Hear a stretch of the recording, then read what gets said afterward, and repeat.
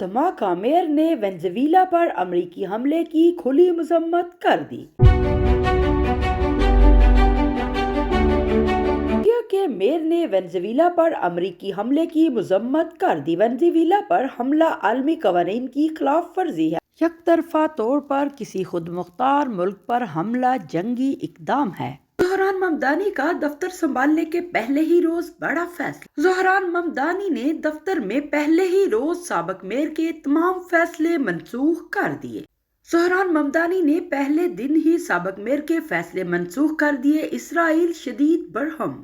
زہران ممدانی نے سابق mayor Eric Adams کے وہ تمام فیصلے منسوخ کر دیے جو انہوں نے 26 ستمبر 2024 کے بعد کیے تھے۔ یہ وہ تاریخ ہے جس روز ایرک ایڈمز پر رشوت اور فراڈ کے الزامات میں فرد جرم عائد کی گئی تھی۔